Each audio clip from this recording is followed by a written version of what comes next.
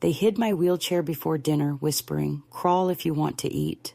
That sentence, that venom disguised as a joke, struck me like a slap across the face, and it has echoed inside me for years because it was not the cruelty of strangers in some hostile street, but the voices of my own family in the house where I had been made to believe I was safe. I am 82 now, and I live alone in a modest apartment with walls thin enough that I can hear my neighbor's television at night and the sound of children running in the hallway in the morning.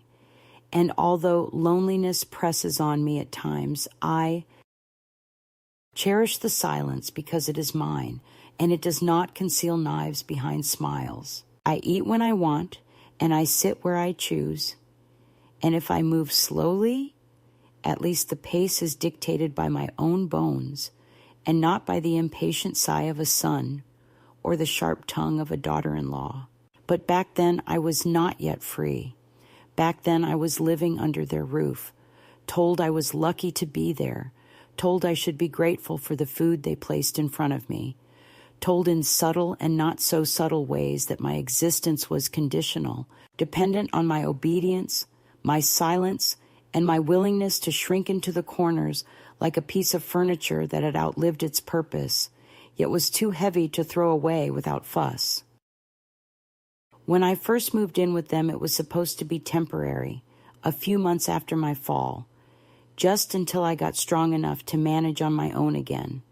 But months turned into years because independence kept being postponed by the little sabotages of circumstance and the heavy weight of persuasion. My son, who once as a boy clung to my skirts and begged me not to leave him alone in the dark, began to talk to me as if I were the child and he the parent, his tone full of exaggerated patience, clipped instructions, a voice that had forgotten, warmth.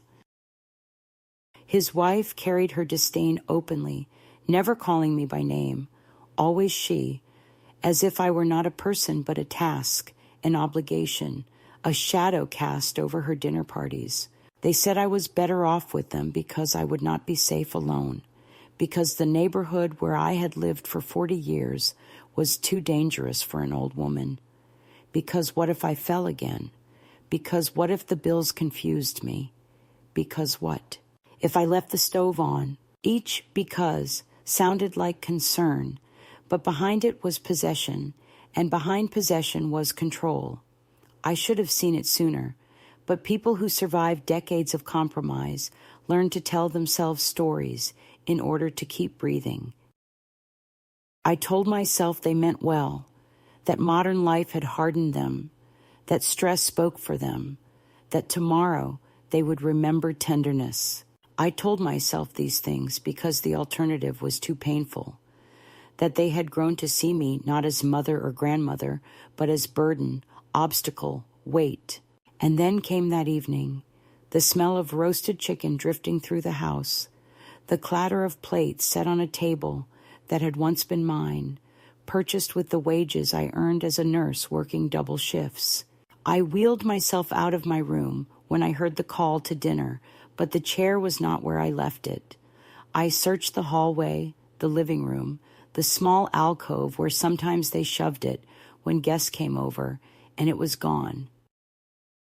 I stood in the doorway, leaning on the frame for balance, hearing laughter in the dining room, their voices mingling with the music playing softly from the speaker, and then a whisper, sharp enough to cut through the air, "Crawl if you want to eat." The cruelty of the words was matched only by the casualness with which they were spoken, as if they were merely describing the natural order of things, as if this humiliation was as ordinary as passing the salt.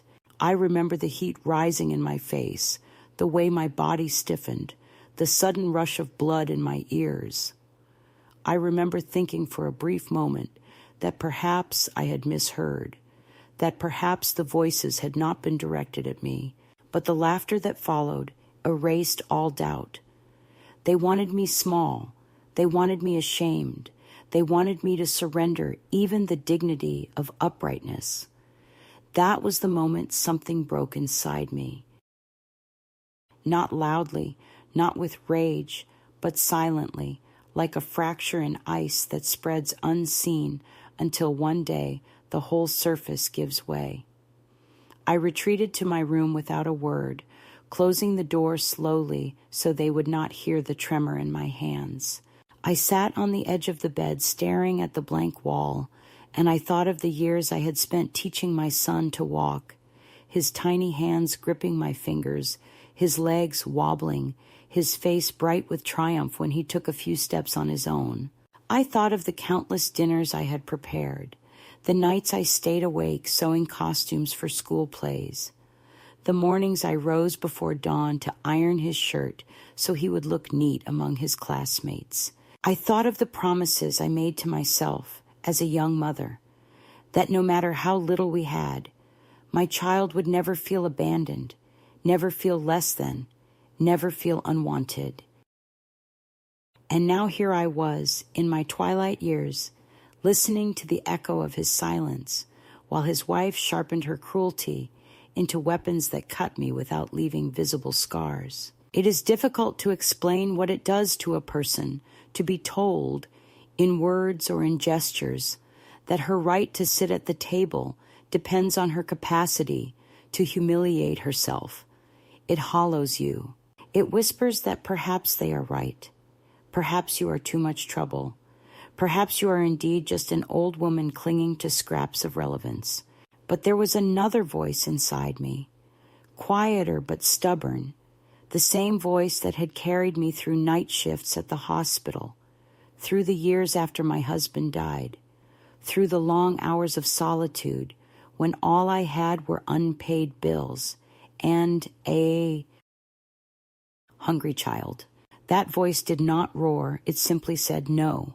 Not yet aloud, not yet to them, but inside me it was steady. So I endured those evenings, and I endured the whispers, and I endured the erasure of my chair and the dismissal of my needs.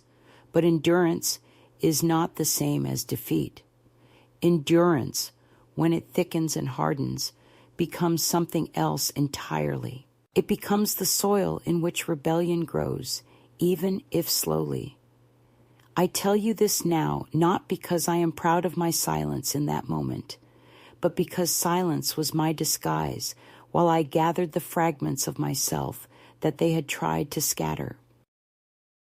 I tell you this because every story of betrayal begins with a moment like that, a line spoken carelessly but remembered forever, a line that reveals more than years of polite conversation. They thought they had reduced me to knees and elbows to a crawl, but what they did instead was plant the seed of my uprising. And so this is where my story begins, not with birth or marriage or the chapters that most people think define a woman's life, but with a sentence hissed at me over dinner. That sentence was the map of everything that followed, the wound and the compass, the scar and the weapon. Today, when I sit by my window and sip my tea, when I hear my neighbor's laughter or the children's feet on the stairs, I remember that night, not with bitterness, but with clarity. They thought they had silenced me, but in truth they gave me my first real words. They thought they had hidden my chair, but what they hid instead was their own humanity. They thought they had left me crawling, but what they did was force me to stand, and when I finally stood, I did so not only on my own feet, but on the mountain of every indignity they had ever piled on me. That is why I speak now, and that is why I begin with that sentence, because it was both the moment I was broken and the moment I began to be remade. The defining betrayal came a week after that whispered command to crawl, though of course betrayals rarely arrive as single strikes, but more often as accumulations of small cruelties, until one day the pattern reveals itself in such a stark form that denial becomes impossible.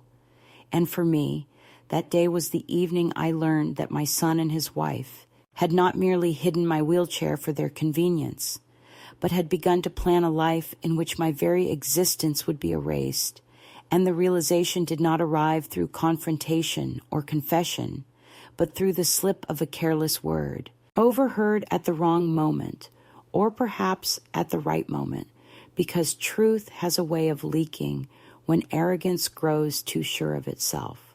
I had wheeled myself, or rather dragged myself, into the hallway that evening because I heard the front door open and close, and thought perhaps it was my granddaughter coming home from school.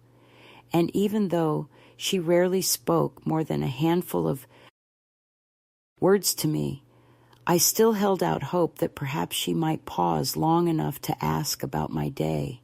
But instead, it was my son on the phone, his voice low and clipped as he stood near the kitchen, and I stopped in the shadow of the doorway, not because I wanted to eavesdrop, but because something in his tone froze me in place. He was saying, "Yes, I think guardianship is the best option. She's not managing. She forgets things, and it would streamline the process for the pension and the property."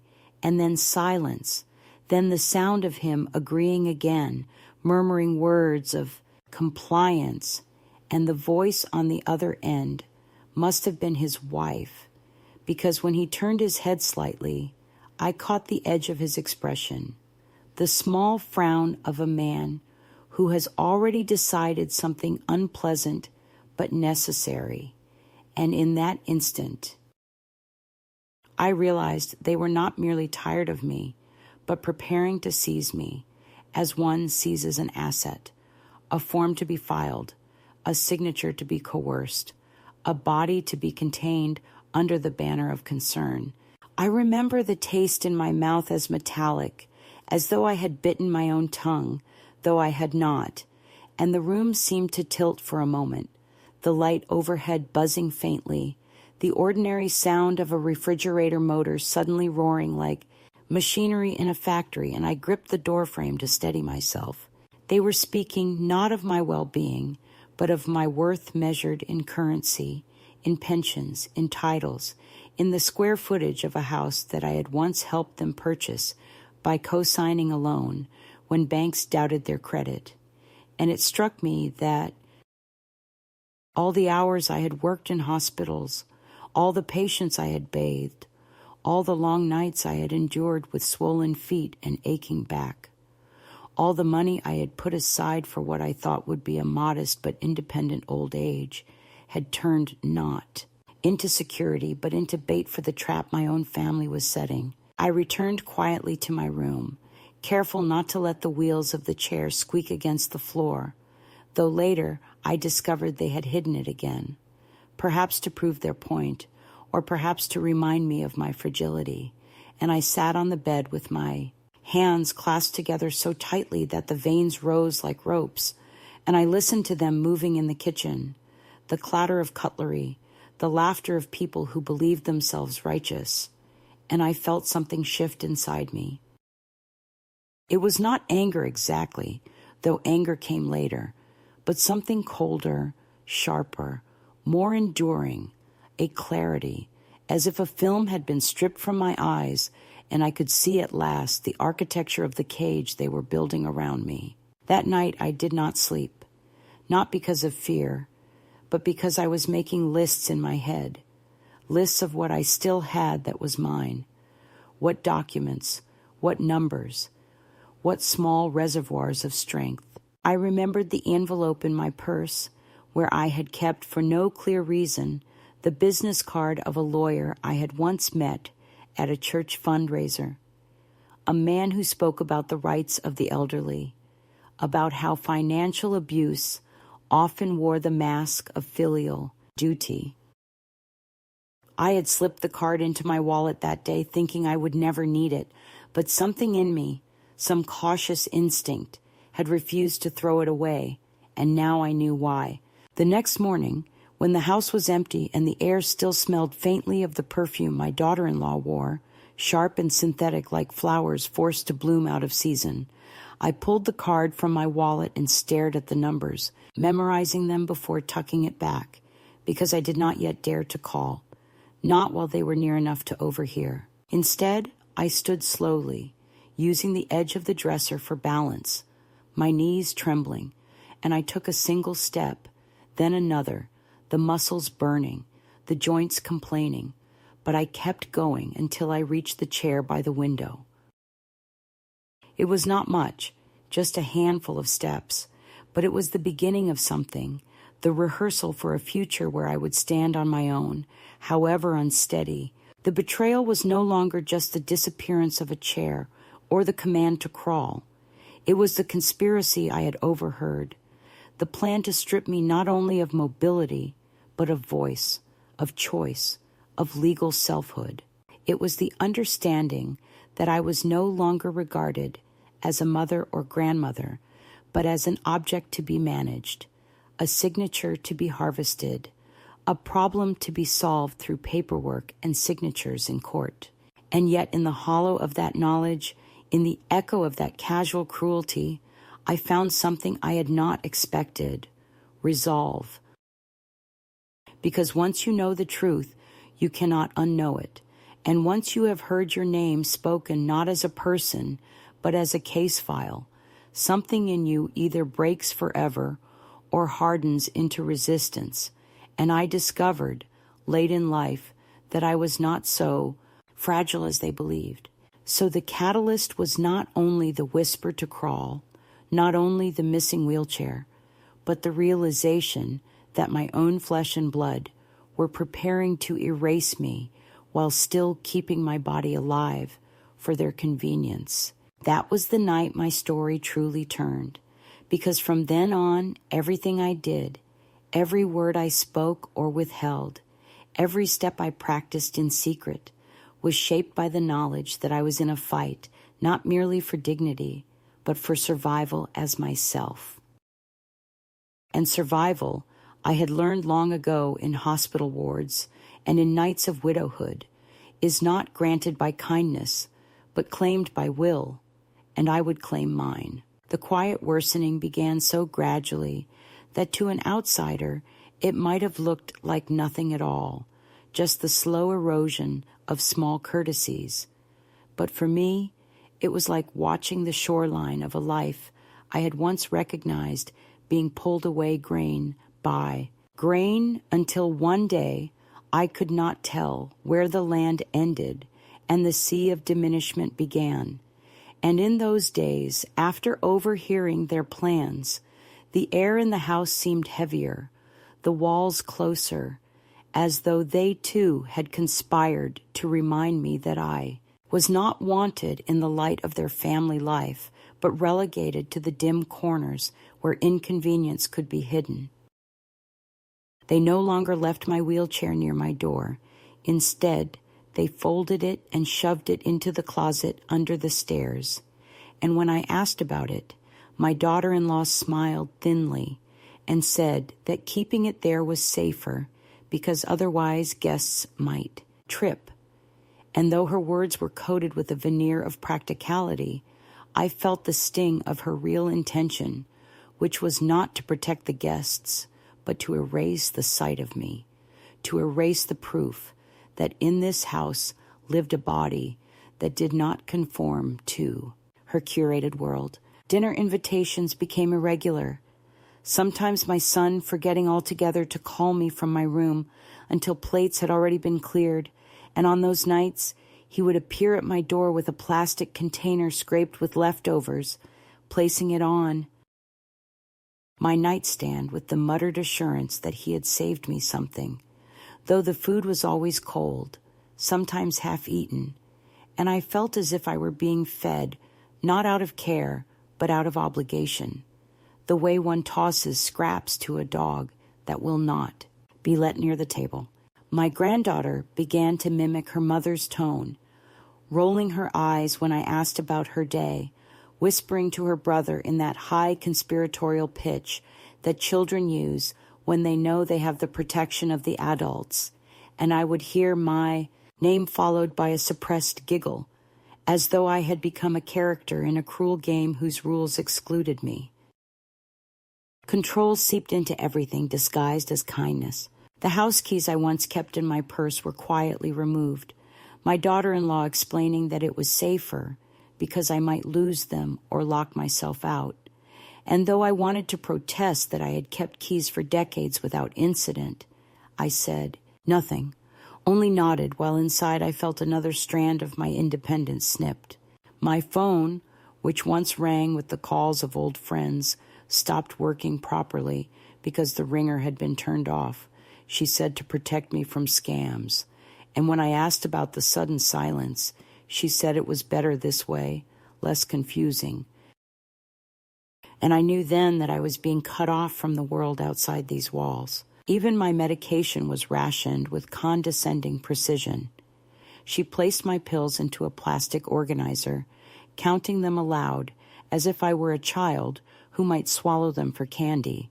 And when I tried to explain that I knew my own routine, she smiled with that cold patience and told me it was for my own good. Everywhere I turned, I encountered these small humiliations, each one easy to dismiss if taken alone, but together they formed a pattern that was impossible to mistake.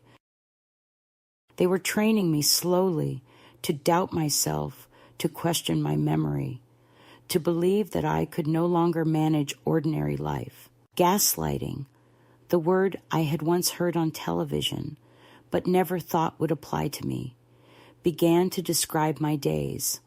I would say that my wheelchair had been beside my bed, and they would insist it had always been in the closet. I would recall a conversation with my son, and he would claim it had never taken place.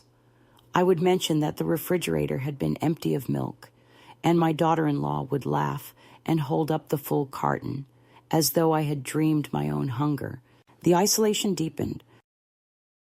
They stopped taking me to church on Sundays, explaining that the trip was too tiring for me, though I knew the real reason was that I had once confided in the pastor about my loneliness.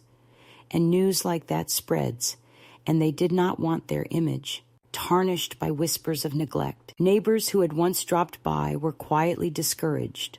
I overheard my daughter-in-law telling one woman at the mailbox that I tired easily and preferred not to be disturbed, and so the visits ceased, and with them the last strands of connection to a community that had once held me. My world shrank to the dimensions of my room, 4 walls decorated with nothing of my choosing, a bed too soft for my back, and a single window that looked out not onto the street, but onto the side wall of the house next door. I began to practice standing at night when the house was quiet, using the back of a chair for balance, lifting myself slowly from the mattress, knees trembling, heart pounding, and holding upright for as long as I could. It was my secret rebellion, my silent preparation. They thought they were reducing me to a crawl, but in those moments I was relearning what it meant to stand, even if only for a few breaths. I counted those breaths as victories, each one proof that I was not entirely what they believed. Once, when the lights went out in a storm, they left me in my room without checking if I had candles or a flashlight, and I understood then how little they cared for my comfort, how much they wanted me to feel helpless. But in the dark, I found a strange confidence, because I knew the contours of my room better than they did, and I moved slowly, touching familiar surfaces, feeling my way with the steadiness of memory. And I realized that helplessness is sometimes an illusion imposed by others who need you weak in order to feel strong. The escalation was not a single explosion, but a long suffocation, each day pressing tighter around me, each gesture of false concern stealing another inch of my autonomy. Yet inside me, under the weight of their contempt, something else was forming.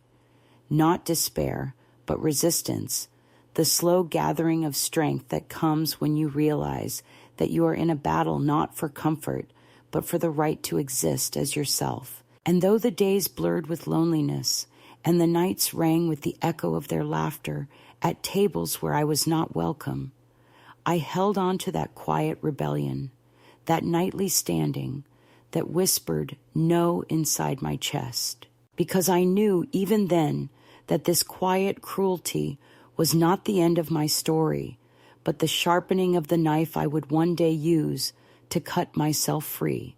The shift began quietly, almost invisibly, as though it were not a decision at all, but a gradual turning of the soil beneath my feet, a movement so subtle that I only recognized it in hindsight, and it began on an afternoon when the house was empty, and the silence felt less like abandonment and more like opportunity.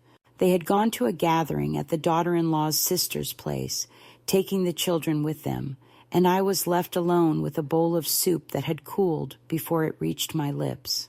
The clock ticked in the hallway, steady and unhurried, and for the first time in weeks, I felt no eyes on me, no voice correcting me, no footsteps hovering like guards outside a cell. I stood from the bed and reached for the dresser, pulling myself upright with more determination than grace.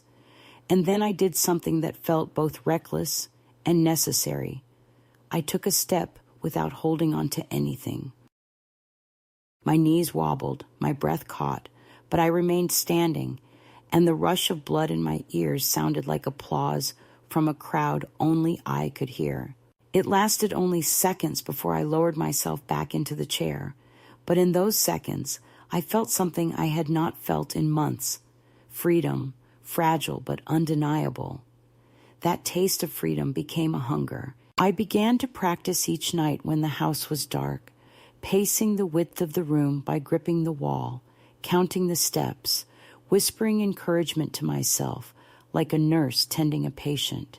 I imagined I was my own patient, stubborn and scared, but capable of more than she believed. My body complained, my joints flared with pain, yet with each attempt I discovered reserves I thought had long since dried up. And with each night of practice, my confidence grew, not only in my legs, but in my mind. For standing even briefly on my own feet became a metaphor for standing against them, for standing against the suffocating narrative they had written for me. The true shift, though, came not from my body but from a piece of paper, a remnant of a life they did not control. While searching through my old handbag one afternoon, I found the card I had tucked away years ago, the business card of a lawyer who had once spoken at a church luncheon about protecting the elderly from financial exploitation. I remember keeping it without much thought, slipping it into my wallet out of habit more than foresight. But when I held it in my hands now, the edges worn soft, it felt like a lifeline stretched across time. I stared at the name, the embossed numbers, the small promise of a world beyond the walls of this house, and for the first time, I thought not only of escape, but of defense, of reclaiming not just my legs, but my life. I did not call right away. Fear gnawed at me, fear of being overheard, fear of being dismissed, fear of discovering that I was indeed too late to protect myself. But the idea had lodged inside me, and once planted, it could not be uprooted. I began to plan in small ways, hiding coins from the grocery change they occasionally allowed me to handle, tucking away bus schedules left in the mailbox, rehearsing in my head what I might say if I could reach that lawyer. My mind, dulled by months of humiliation, sparked alive again with strategies, with possibilities, with hope disguised as logistics. What made the shift undeniable, though, was the day I overheard them once more. They were in the kitchen with the door half closed, speaking in low voices about selling my old house, the one that had stood empty since my move into their guest room. My son's voice was hesitant but pliant, my daughter-in-law's sharp with impatience, as she said it made no sense to let the place sit when the money could be used better. Better, of course, meant for them. My name was not mentioned as though the house were theirs by right already. I stood in the hallway listening, the floor cold under my bare feet, and instead of despair, I felt a surge of steel through my spine. They might see me as diminished, but I still knew the truth. My name was on those deeds. My signature still mattered. My will was still my own. That night, when the house was finally quiet, I wrote down on a scrap of paper every detail I remembered about that property, address, year of purchase, bank information, so that I would not forget. It was my proof, my anchor, my reminder that their control was built on illusion. The midpoint of my journey was not marked by triumph, not by confrontation or victory, but by the inward tilt of a compass, a realization that I was no longer simply surviving their neglect, but beginning to prepare for something else. I no longer measured my days by the size of their cruelties, but by the small steps I took in secret. A few feet walked without the chair, a line of numbers memorized, a card hidden under the mattress. Each act was a rebellion, each gesture a seed. I knew then that the story would not end with me silenced or erased, because I had begun quietly and stubbornly to rewrite it. The past has a way of pressing itself back into the present with a persistence that feels almost vindictive, as if it cannot tolerate being ignored. And after the fragile beginnings of my secret strength, after the nights of practicing steps and the silent memorization of numbers, the walls of their house began to lean inward again with renewed pressure, reminding me that they had not relinquished their hold, that my small rebellions had not gone unnoticed, and that the war for my autonomy was only just beginning. It started with questions disguised as concern, my son appearing in the doorway of my room with his arms folded, asking if I had been on the phone lately, his tone casual, but his eyes narrow, scanning the room as though expecting to find contraband. I told him no, and in a technical sense, it was true, because I had not yet dialed the number on that lawyer's card.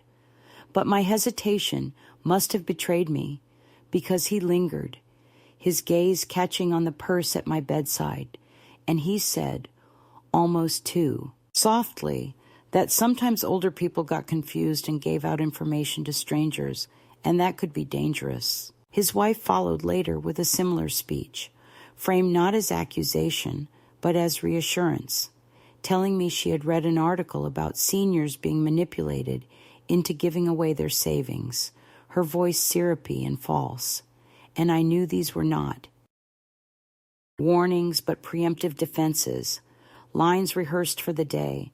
They might claim that anything I signed or said was the result of confusion, not choice. The pressure thickened when they began to manage even my silences. One evening, after dinner had been finished without my presence, I found my chair missing once more, and when I asked about it, my daughter-in-law's lips curled into a thin smile as she said it had been taken for repair, though I had never seen a repairman in the house. I realized then that they wanted me not only physically still, but psychologically stilled, deprived of even the illusion of mobility, so that when the time came to march me into court as evidence of their guardianship claim, I would appear as diminished as they had painted me. I was expected to perform helplessness, to play the role they had written, and every withheld chair, every locked door, every rationed pill was rehearsal for that performance. The most brutal night came when they deliberately left me in darkness. A storm had knocked out the power, and I sat in my room waiting for them to bring a candle or a flashlight, but none came. Through the crack of the door, I saw the flicker of light in the dining room where they sat together, their own needs met, their comfort assured, while I remained cloaked in shadow. At first I felt panic rising, the old fear of helplessness tightening around my chest. But then I realized that I knew the room better than they did, that my body remembered the geography of the space even when sight was taken away, and slowly I stood bracing against the wall and began to walk.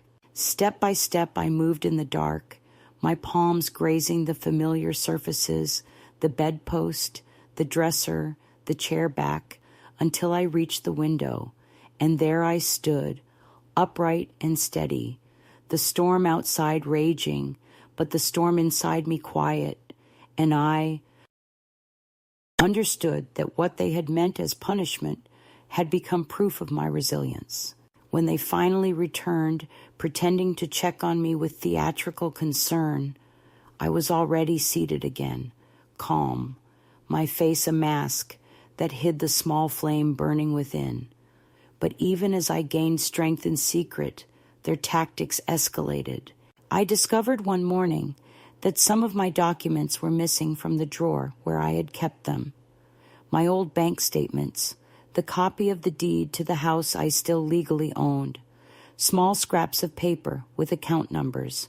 When I asked about them, my son shrugged, said perhaps I had misplaced them, and I felt the sting of their strategy, which was not only to take, but to convince me that I had lost, that my memory was failing, that my grip on reality was slipping. They wanted the court to see me as unstable, unreliable, incapable. I sat on my bed after he left, my hands trembling not from age but from fury, and I promised myself that whatever else they stripped away, I would not let them strip away my clarity. The second escalation reached its peak the day they raised their voices. Until then, their cruelty had been quiet, disguised under manners, but that day it burst through. I had asked cautiously if I might go to church again, if only to sit in the back pew, and my daughter-in-law snapped, her voice sharp, saying that I was ungrateful, that after everything they did for me I still wanted more, that I should be thankful I was not in some facility where no one would care whether I came to dinner or not. My son stood behind her, silent as always, his silence the heaviest weight in the room, and I looked at him, searching for some flicker of the boy I had raised, the boy who once held my hand so tightly crossing the street. But there was nothing in his face but a blank fatigue, as though compassion had been emptied from him long ago. It was in that moment, hearing her spit the word facility like a threat, that I understood they were testing me, pressing me harder to see if I would crack, to see if I would collapse into the role they had designed. I did not collapse. Instead, that night while they slept, I opened the drawer where I kept the lawyer's card, and I dialed the number from memory on the old cordless phone I had hidden under my bed. My voice shook as I spoke, telling the secretary who I was, asking for an appointment, whispering because the walls felt alive with ears. But I did it. And when I hung up, I sat for a long time in the dark, my hands pressed together, like in prayer. The appointment was set for the following week, and I knew I would need strength to reach it, but I also knew I could no longer delay. The past had come roaring into the present, threatening to erase me, but in answering that call, I had turned the tide. In the days that followed, the pressure did not lessen. They grew suspicious of my silences, suspicious of the way I looked at them, suspicious of the faint steadiness returning to my walk. My daughter-in-law muttered about paranoia, about how stress could affect judgment, and I realized she was rehearsing lines for the judge, building the case that I was no longer capable. My son avoided my eyes altogether, retreating into paperwork and long hours at the office, but I knew he was complicit in every decision, every erasure. I moved through those days like an actress learning lines for a role she will never perform, smiling when expected, nodding when required, but inside rehearsing another script, the one I would speak when the time finally came to stand in front of those who held power over my fate. And so the second escalation, though brutal, became also a crucible. The more they pressed, the harder I became. The more they tried to erase, the clearer I saw myself. The more they silenced me, the more words I gathered in secret, storing them for the day I would unleash them, not in anger, but in truth. They thought they were closing in around me, but what they were really doing was forging me into someone they would no longer recognize, someone who could not be pushed into a corner, someone who would stand even if it broke every bone to do so. The past they tried to trap me in, of dependence, of silence, of crawling, was the very force that pushed me forward into a future where I would finally be my own. The day of the hearing arrived with the kind of heavy stillness that settles before a storm, a silence that is not peace, but the coiled anticipation of something about to break.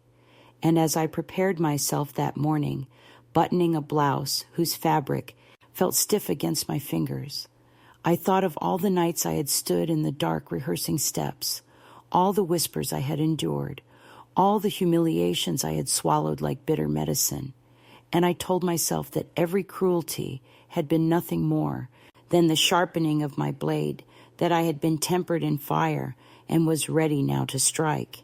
They expected me to enter that courtroom small and diminished, a trembling shadow in a wheelchair, the performance of helplessness that they had cultivated with such care, but I had decided otherwise. I had decided that if they wanted to put me on display, I would give them a spectacle they would never forget. When the car arrived to take us to the courthouse, my daughter-in-law fussed over me with exaggerated gentleness, adjusting the blanket on my lap as though I were fragile glass, and my son hovered behind her with the weary air of a man resigned to a burden. I let them play their roles, silent, watching, until we reached the steps of the courthouse where the lawyer I had contacted weeks before stood waiting, his suit sharp, his gaze steady. My children had not expected him. They assumed they alone would speak for me. The moment my son saw him, his face faltered, and for the first time in months, I felt the power tilt, if only slightly, back toward me. Inside the courtroom, the air was cool and smelled faintly of paper and polish. I was seated at first in the chair they provided, the wheelchair they had insisted on bringing to complete the picture of frailty. But when the judge called my name, I rose, slowly, carefully, gripping the cane I had practiced with each night. I stood.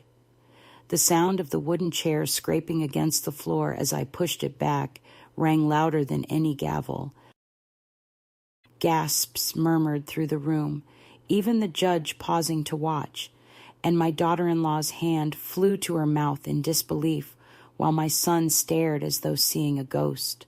I took a few steps forward, unsteady but upright, and in those steps I felt the weight of every humiliation I had endured lifting from me, replaced by something fierce and unyielding. The lawyer spoke first, laying out the case of coercion, of whispered commands, of missing documents. But when the time came for me to testify, I asked to speak directly. My voice at first quivered, not from fear, but from the enormity of the moment, and then it steadied, growing clearer with each word. I told the court about the night they hid my wheelchair and whispered, "Crawl if you want to eat," how the words had sliced into me deeper than any wound, how the laughter that followed had hollowed me out. I described the dinners I was excluded from, the documents that vanished, the nights left in darkness, the pills counted out as though I were incapable of memory. I recounted the conversations overheard, the guardianship plans disguised as care, the erasure of my voice. The room grew quieter with each sentence, the judge leaning forward, the clerk's pen pausing over paper, even the lawyer for my son shifting uncomfortably in his seat. My daughter-in-law's face tightened, her painted lips pressed thin, and my son could not meet my eyes. I did not weep. I did not raise my voice. I did not beg. Instead, I spoke with a calm that cut sharper than rage, the calm of someone who has nothing left to lose but her dignity and has decided it will not be surrendered. I told them I was not confused. I was not senile. I was not incapable. And if my steps were slow, it did not mean my mind was absent. If my body wavered, it did not mean my will was gone. When I finished, the silence was absolute, the kind of silence that follows revelation, The judge cleared his throat and glanced at my children, their faces pale, their confidence fractured. The lawyer beside me placed a hand lightly on my shoulder, a gesture of acknowledgement more than comfort, and in that touch I felt the affirmation that I had done what I came to do. I had spoken, not whispered in my room, not muttered in the dark, not scribbled on scraps of paper to hide under my pillow, but spoken aloud, in public, under oath, with the weight of truth, pressing each word into permanence. In that moment, I understood that whatever the outcome, I had already won, because they could never again pretend I was voiceless. They could never again present me as helpless. They could never again erase me with silence. My testimony had burned their performance to ash, and though the legal verdict was yet to be given, the moral one was already sealed. I had stood not only on my own feet, but on the truth, and the truth once spoken cannot be forced back into silence. When the judgment was finally delivered in my favor, when the papers confirmed that guardianship would not be granted, when the house and pension and decisions of my life remained mine alone, there was no outburst of celebration, no dramatic raising of arms in triumph, only a slow unclenching within me, as though a fist that had been gripping my heart for years had at last begun to loosen its hold. My son and his wife left the courtroom in silence, their faces gray with defeat, and I watched them go, not with vengeance, but with a kind of weary clarity, understanding that whatever bond had once held us together had been permanently severed, that no legal ruling could restore the trust that had been broken, that some fractures in love, once made, do not heal but calcify into distance. I did not mourn them in that moment. I mourned the years before, the boy I had raised, the family I had believed I belonged to, the future I had imagined where my old age would be surrounded by warmth rather than suspicion. In the weeks that followed, I moved into a small apartment of my own, a modest place with creaking floors and thin walls, but it was mine, and in its imperfection, I found a strange beauty. I arranged the furniture slowly, not to please visitors, but to please myself, setting the chair by the window where the sun fell most generously, placing my books within reach, choosing curtains in a color that reminded me of wildflowers I once gathered as a girl. Each act of arrangement felt like a declaration. Here I decide, here I choose, here I live. The first meal I cooked for myself in that apartment was simple: soup simmering on the stove, bread warming in the oven.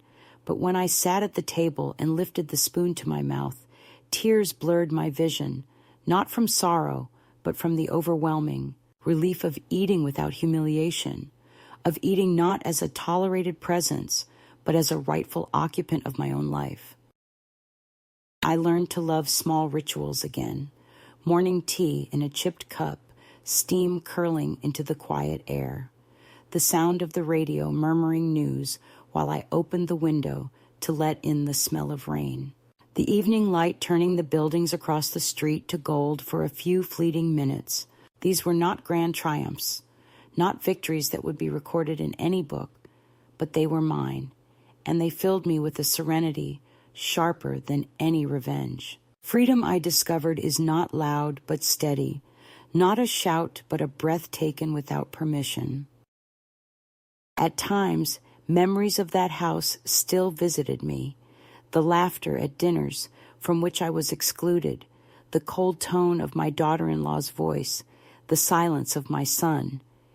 But instead of wounding, those memories now served as reminders of what I had survived, proof of the distance between who I was then and who I had become. They had wanted me crawling, diminished, erased, but I had stood, and in standing I had reclaimed more than autonomy. I had reclaimed the right to be seen, the right to define myself, the right to live without apology. Sometimes in the evenings, when the world outside my window grows quiet and the shadows stretch long across the floor, I think of other women, women who might even now be sitting in rooms where their voices are dismissed, where their presence is tolerated but unwelcome, where whispers of control wear the mask of care. To them I would say, if they take your chair, find your feet, however unsteady.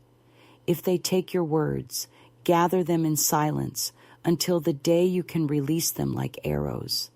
If they tell you to crawl, remember that dignity cannot be taken. It can only be surrendered, and you need not surrender it. I speak not as a heroine, but as an old woman who was underestimated, who was betrayed, who was pressed into corners until she discovered that corners can be foundations if you learn to push back. And so my story ends not with a return to the family I once had, but with the quiet creation of a life I can call my own. The apartment may be small, the nights at times lonely, the body slower than I would wish, but in each choice I make, in each step I take, there is the unshakable knowledge that I am no longer crawling toward a table where I am barely welcome, but standing at a table of my own, where no one whispers commands over me, where no one hides the chair that carries me, where the only voice that decides my worth is the one that has been inside me all along.